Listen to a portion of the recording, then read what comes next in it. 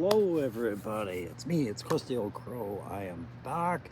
This isn't a tactical perspective. I am doing my Thrifty Thursday finds. Here's an example of a previous Thrifty Thursday I found at a local Value Village used goods stores, a doorstop for my studio. But this is not just a Thrifty Thursday today. We are doing a little bit of a celebration Thursday today. We are doing also a bit of an experiment today. As you can see, I'm wearing new headphones. I went to the Apple store today and said, you know what? I need to buy something to make my audio better for my videos. So what can we do? And I've been talking to guys like Aaron the Toy Enhancer, 3-Star Draw, A Punk with Toys. And everybody had a recommendation. The problem was a lot of this stemmed around me working with a computer of some sort. And I have a laptop. It's a crappy little Chromebook, and I've lost the power cord for it. And quite honestly, I feel better working with my tablet. Something about the way my eyes have degraded over the last few years and needing glasses. I found my tablet very easy to work with, but all things in time. But the audio was bugging us all. Daredevil David also made a comment saying that I was too loud in a video, so I toned things down. Then I got that I'm too quiet. So this seemed like the solution, but this took up most of the budget for a few Thrifty Thursdays I found. And but hopefully it's worth the investment. Hopefully the audio quality of this video is going to be workable, and hopefully the audio quality of my live streams will be better. So let me know in the comments if I'm having more mic issues, please. So yeah, Thrifty Thursdays, for those of you who are new to the channel, and thank you for being new to the channel. These are this is just things I buy outside of G.I. Joe Classified or Retro Series or whatever that catch my eye, that I buy this day. This is what I usually make my shopping day. And lately I haven't really been limiting it to Thursdays, have I? I am here in Ottawa, Ontario, Canada, and we are usually well behind the US in our release dates for things. But as you've seen, or some of you have found me, it was the 60th anniversary line. Showed up very early at a local Toys R Us, and I made a couple of videos about this. And of course, the Action Marine Sniper. And I've had a lot of opinions on this, both negative and positive on my own. And oh, I should probably take Crow's helmet back and put that back before I lose it. And thank you for those of you who shared your opinions on those videos about what you thought of those figures or what you were looking forward to or now understood about them. I appreciated the feedback and response, especially you new subscribers. I'm very appreciative of you guys. We crossed that 500 threshold. That was an objective I had. It was a milestone, and we will celebrate that at some point down the road with a giveaway. It's not going to be a contest. It's going to be a giveaway. I'm just going to give some stuff away, and it's good stuff. I know for a fact the Once a Man Cobra Commander is one of the things I'm giving away. I'm seeing what else I've got on the go here, but right now what I'm trying to do is make good on my 250 subscriber prize that was won by Grievance in a contest. He earned it, he won it, and I've been working very hard on it. It's just life on life's terms, right? Some things happened, a move, a separation, all that sort of stuff. So things have slowed down, but I'm trying to get back at it. So this is Thrifty Thursday, and I had to go and get some special new toys to celebrate with you guys. Not just the cheap ones. I'm getting some new stuff that isn't G.I. Joe Classified that you might have an interest in, all right? My only really thrifty find was this neat little cage from a thrift store. That's what I found today, okay? What I need to find is something to replace my NATO flag. I don't work for NATO anymore. I work for Joe. If anybody knows where to order a G.I. Joe, and I'm talking about the Eagle Head G.I. Joe flag or any other G.I. Joe flag, because we could say this is the G.I. Joe flag, on this par, I would love to order it. Please provide me with a link or an insight as to where I can find one, or if you've ever made one, give me your link to your website. I'd love to pick it up off you. It's something I feel is really needed on this shelf. So the other thrifty finds. What was the other thrifty finds? There was one more from a thrift store that I thought I'd talk about this, guys. This might be sitting in your daughter's basement box of toys she don't play with no more. It's these little mini mart sets for the toys. All of these little things with little refrigerators, and no, right? They don't scale well as full-size refrigerators for your Joe collection, but as medical fridges, laboratory fridges for Mindbender's labs, samples, and things like that. That's great to have. If you need shelves for a wall to, say, store ammo boxes or an abundance of banana clips and silencers, and you want to do them in a diorama, it provides these. And this flooring can be used as flooring, but it's set up to hold walls and whatnot. And I was like, I don't want this because you can't really put feet on there, and then I'd feel compelled to build things off of that in a vertical stance. And then I thought, well, what if I have it as walls or ceiling? And that's different. Then I can lay piping. Piping is a lot easier to do, and it makes more sense. Pipes, wires, lighting, shelving, things like that. So that cost me a whopping $2.99 Canadian to buy this used toy that no kid plays with, and you were going to see that in diorama backgrounds. Like I showed you guys the early stages of a Mindbender lab. That's putting things where I want them, showing you the theme. This could get worked into as I move that from one shelf to a better shelf as we go. So Thrifty Thursdays, I usually am showing you good examples of where you can go to a used goods stores. For you guys in the US, this is Savers. For Canada, this is Value Village. Pick up cheap little things. Even Salvation Army has a thrift store, right? This was another dollar well spent if I want to have a creature inside a cage that, say, Mindbender is experimenting on, which is very important because it rolls me into some creature options today with what I bought. Surely I had to buy a Joe, right? Like you saw the other day, I bought a retro Joe. The day before that, I bought, the 60th anniversary line characters. Today, I went back and I bought a box of Joes that I needed to replace because I had ruined the other ones when I was trying my hand at conversions early as this channel was getting going. So I replaced my Steel Core Troopers, but at a very fair price, Canada, because it was the last box sitting on the shelf and they needed to move it. So got that done, and I did that in anticipation to have some Steel Core Troopers ready for when the Commander and Twilight Guards show up this week, because they're on their way from Hasbro. All right, guys, so what are we going to talk about today for the show? What are the toys I bought that I want you to pay attention to that are new to me? All right, I'm going to show you. All right.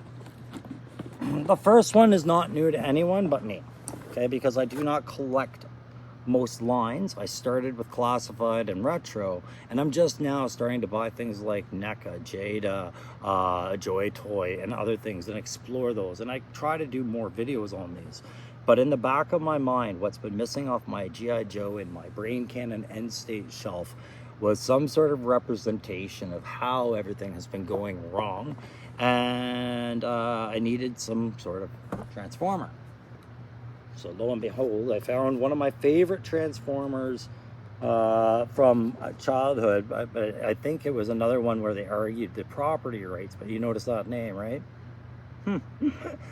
So name disputes between G.I. Joe and Transformers happened, and that's why Shockwave later became Shock Blast in the G.I. Joe lore, because Soundwave, I think, became Shockwave or something. Anyways, Shockwave came into. But what I wanted was a small representation of something that could have shown up at Mars Industries as a weapon in development.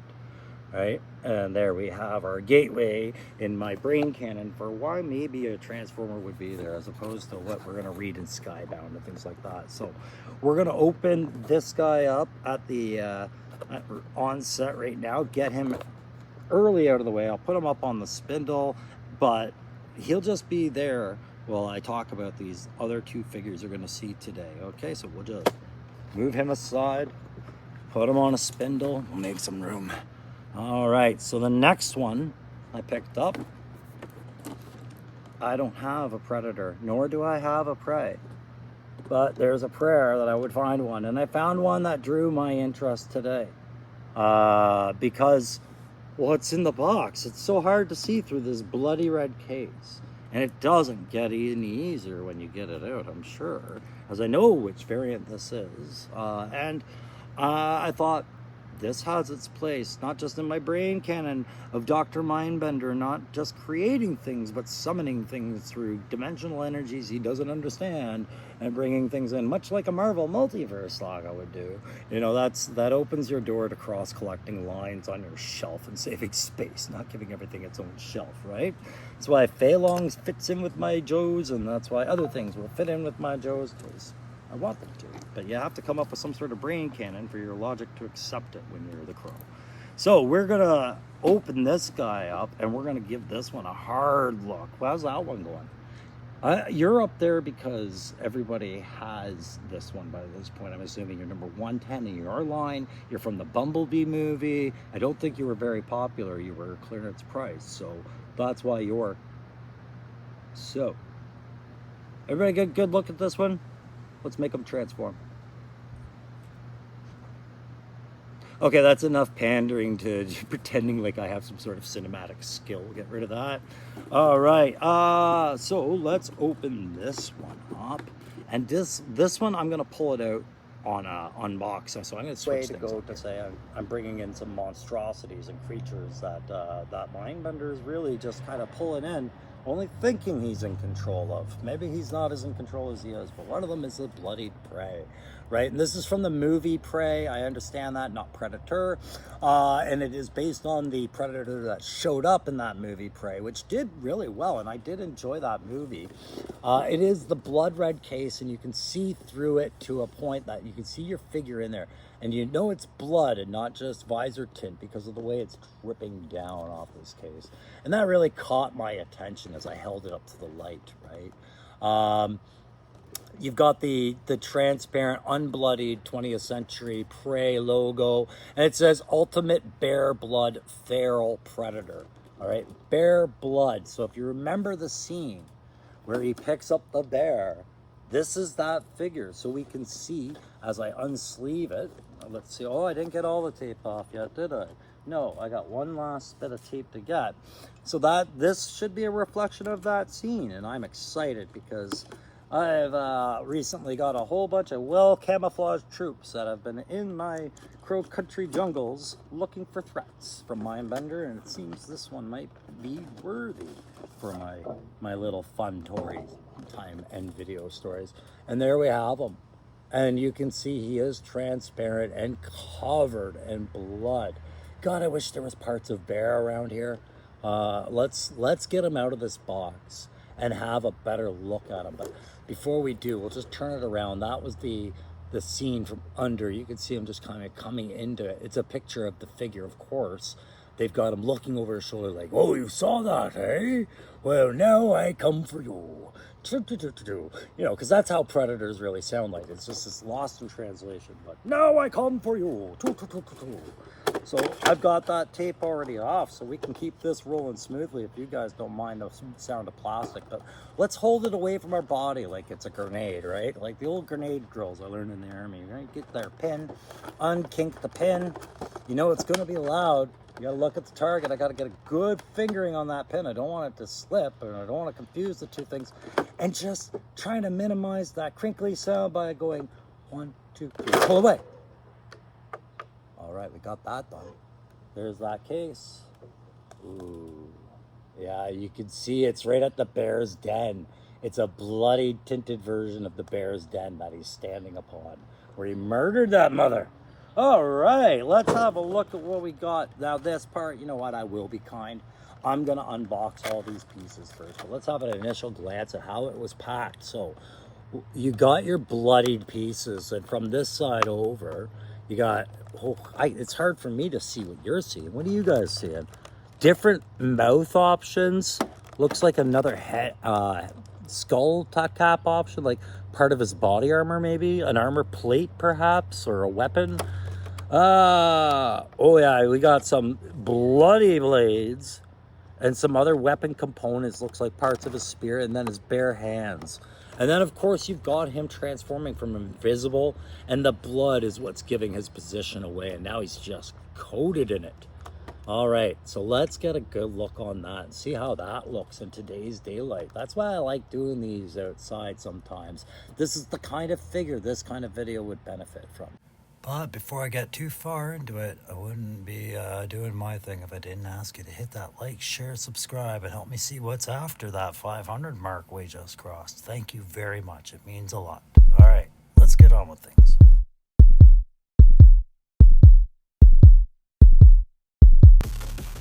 Okay, so I thought I'd be able to put prey up on the spindle and everything would work out, and I didn't think about the weight of this monstrosity to give you guys some proportionate size allocation. Here's Retro Stalker. Just get that off before I lose that. There you go. So we're talking about a 8 to almost 9 inch figure at the end of the day, standing fully tall. Right on a spindle. That's a lot of top heavy weight to balance. I noticed this was a very difficult figure to pose. That's why Neca makes stands to pose them, I guess, because you might need it for some of the poses that you might want to do with this. Because I wanted to get a bear, I wanted a victim held up on that spear, and just trying to balance Feilong on a spear was impossible. I couldn't imagine a heavier object without some sort of base support. This thing's very top heavy, but I do like it. It's got that alternate head stuff, right? You have your open mouth with or without your bone mask. And then you had your midway closed and closed mouth as well. I did drop one of the claws, but thankfully they gave us 3, right? And there is no, as I see it, third port for a claw unless it's on the inside of his wrist, which I didn't check. But some good detail in there that the blood has exposed, like through the, you can see that they didn't just cop out, they gave him his armor buck. They made it translucent, and the blood is what's highlighting all that detail. Otherwise, he is cloaked, and I enjoyed this figure. I didn't think I would enjoy it this much. The other nod I wanted to go, it didn't show up in the pictures, is just what you don't see on the back. He's got a collar of more of that spikiness of his alien species, showing that it grows down their shoulders too. But this is magnetized, guys. Neca made this magnetized, and it can go on either side. I have yet to see how it functions with any other piece, because all he really has is extra hands and the Invisisphere, which breaks down into 2 parts, and I haven't seen any functionality that this backpack serves as of yet. But if you know of it, guys, if you've seen this figure, if you have this figure, if you know what that part serves, let me know in the comments. I'd be very curious to know that. Well, it's sad what happened to Feilong. Oh well.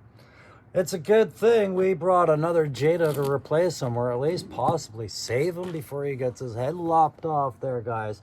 But he's coming good and violent. We couldn't just get regular Ken, guys. We had to do violent Ken. I have no idea what's in this box. What makes Jada say that this is a violent Ken?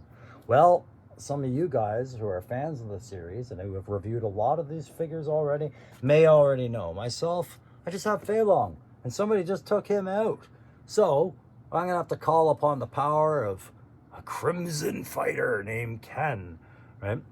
You guys know I've been looking for something to represent Master Ken from Amara Dojo. He's my sensei of my soul when it comes to fighting styles, and you know, I have the black belt, which means I can reduce all of you to white belts in your respective styles. But you have to be a member of Amara Dojo, which I am not, but I am the crow. I just absorb things and take them, whether I have them or not. They become mine. And this is now mine. I like this video game art. I like the simplicity of the box.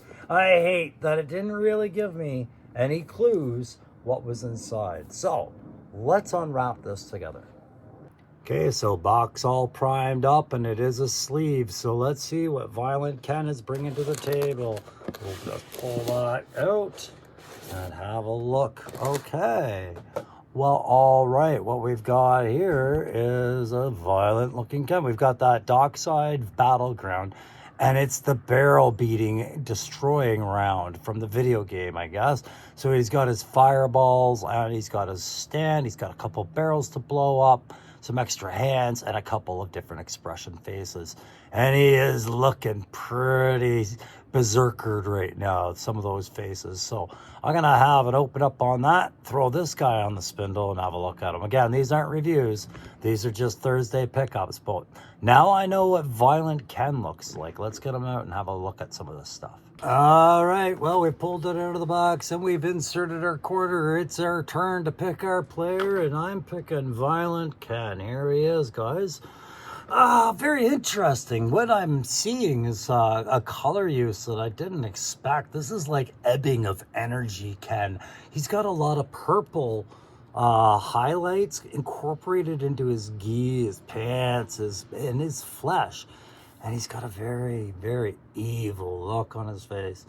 Like, this is like Demon Ken. I picked this up with an inkling. I wanted this as a Master Ken figure, and I might still change it because I'm not sure I like Ken's head.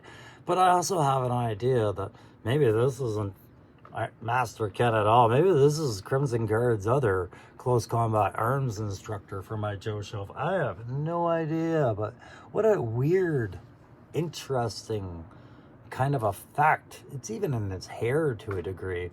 So what are we going to get with this guy besides that amazing little background, cheap little piece of nostalgia that Jada threw into us, right? Well, or threw in the package for us. We've got another head. There you go. Not quite as evil, just as pissed off, probably more pissed off, not a smiley, that's for sure.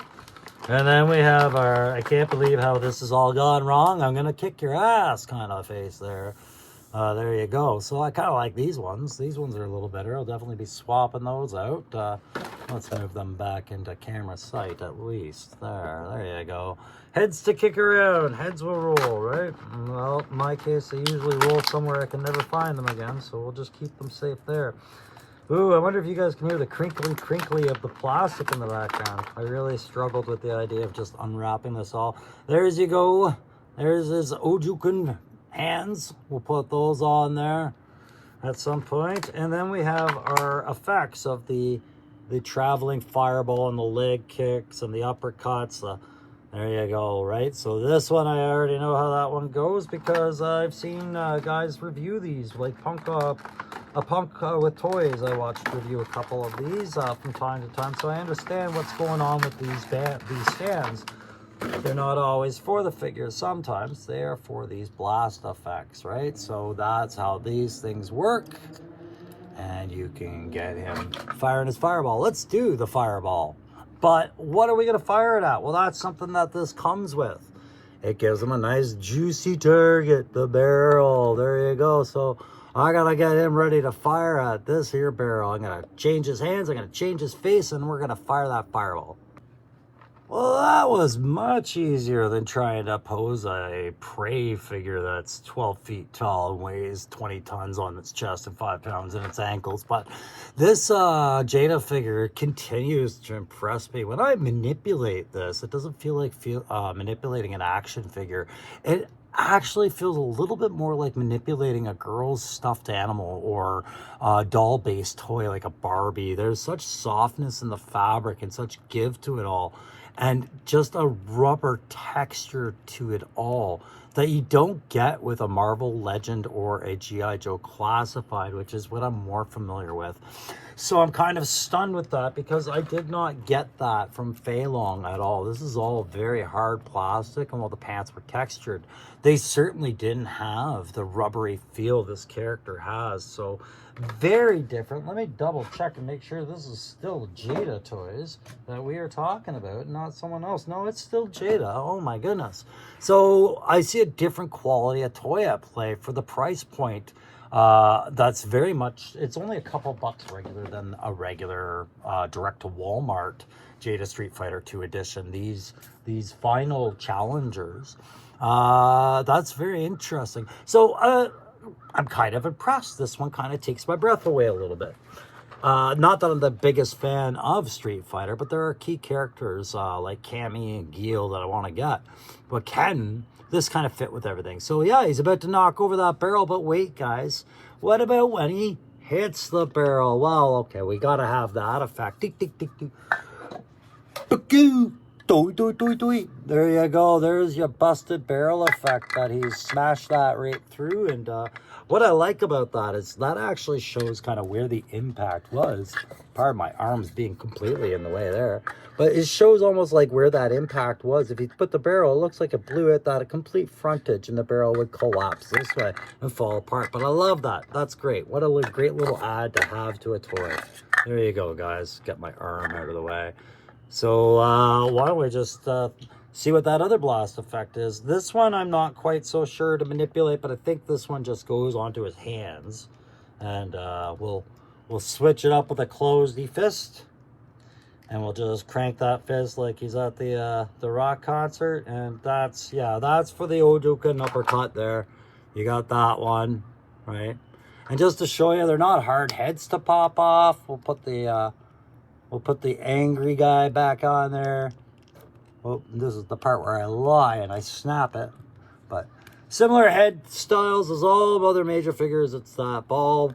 It's that small little hole, tight fit. There you go. And that's your Ken, guys. That is Violent Ken, as they call him. And that's with my other pickup at GameStop today. So I've covered that. Who else did we cover? We covered the gosh darn feral bear bloodied, too graphic for kids violence bastard there. We got him, pardon my language, and then we got their Transformers. Where did that guy go?